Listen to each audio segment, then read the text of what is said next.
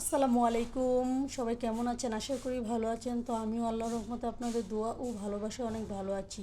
তো chicken finger তো অনেক খেয়েছি, তো এখন আমি ফিশ ফিঙ্গার তৈরি করবো। বিকালে খুব বৃষ্টি হচ্ছিল, তো ছেলে মেয়ে বলছিল একটু চিকেন দিয়ে কিছু করে দিতে, তো ছেলে মেয়েকে বলেছি চিকেন দিয়ে একটা নাস্তা তৈরি করে দেবো।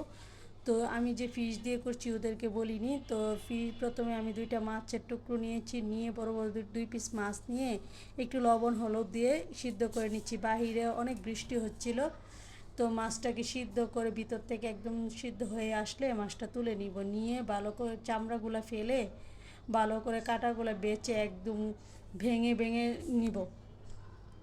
তো মাছগুলো দেখুন একদম সফট হয়ে গেছে, আর গরম ছিল তো তাই ভাঙতে পারছিলাম না। তো ঠান্ডা করে একদম গুঁড়ো গুঁড়ো করে নিয়েছিলাম কাঁটাগুলো বেছে মাছগুলোকে।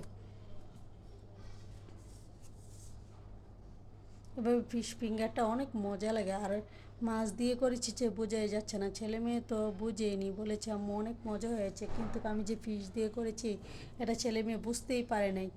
তো মাছগুলো ভেঙে আমি আলাদা সাইডে রেখে দিচ্ছি। তো এদিকে আমি প্যানে তেল দিয়ে তেলটা গরম হয়ে আসলে পেঁয়াজ কুচি আর দুইটা লাল কাঁচামরিচ দিয়েছি একটু কুচি কুচি করে, দিয়ে ভালোভাবে ব্রাউন কালার করে ভেজে নিচ্ছি। পেঁয়াজটা যখন নরম হয়ে আসবে তখন দিয়ে দেবো আদা রসুন বাটা। আদা রসুন বাটাটাকে পেঁয়াজের সাথে একটু ভেজে তারপর মাছটা দিয়ে দিলাম।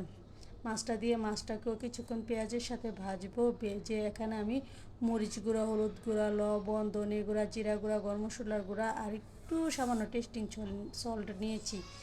নিয়ে আমি মশলাটা মাছের উপরে দিয়ে দিয়েছি, দিয়ে ভালোভাবে মশলাটাকে ভেজে এখন আমি একটু আলু সিদ্ধ করে আলু দিয়ে দিলাম। সিদ্ধ করা আলুটাকে আমি একদম গ্রেট করে সফট করে নিয়েছিলাম, নিয়ে দিয়ে এখন আমি ভালোভাবে ভেজে নেব আলু আর মাছটাকে মশলার সাথে ভালোভাবে একদম ভাজা ভাজা করে নেব। তো যখন একদম পানিটা টেনে একদম শুকনো শুকনো ভাজা ভাজা হয়ে যাবে আর প্যান থেকে লেগে লেগে ছেড়ে ছেড়ে আসবে, তখন আমি উঠিয়ে নেব। উঠিয়ে এদিকে একটি বাটিতে আমি একটা ডিম ভেঙে নিচ্ছি। ডিম ভেঙে কিছুটা গোলমরিচ দিয়ে দিলাম, দিয়ে ডিমটাকে ভালোভাবে ঘুটে নেব।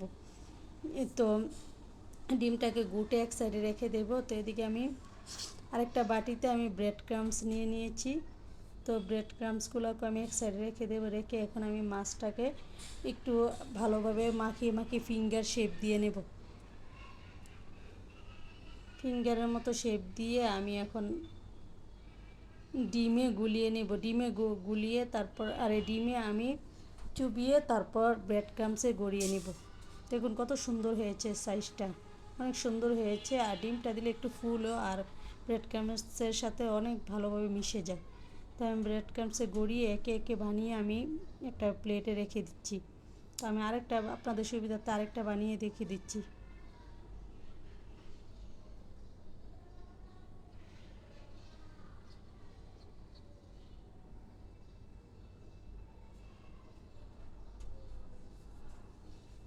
তো আরেকটা বানিয়ে সুন্দরভাবে আমি ডিমে গড়িয়ে তারপর আমি ব্রেড ক্রাম্বসে ডিমে চুবিয়ে ব্রেড ক্রাম্বসে ভালোভাবে গড়িয়ে নিচ্ছি। দেখুন কতটা সুন্দর হয়েছে। একে একে আমি সবগুলোকে বানিয়ে নেব। প্রায় আমি 10টা ফিশ ফিঙ্গার হয়েছে। তো আমরা 5জন মানুষ, গনে গনে 10টি হয়েছে, সুন্দরভাবে কোনো অমিল হয়নি। তো আমি প্যানে তেল গরম করে আমি সুন্দরভাবে ফিঙ্গারগুলোকে দিয়ে দিচ্ছি। দিয়ে উল্টে পাল্টে আমি ডিম আছে আমি এতটা চুলার আঁচ বেশি দিইনি। ডিম আছে একদম ভালোভাবে ব্রাউন কালার করে ভেজে নেব। দেখুন কালারটা কত সুন্দর হয়েছে। পুড়বো না আবার এত একটা হালকাও ভাজবো না, একদম একদম কড়া একটা ডিপ কালার করে ভেজে নেব।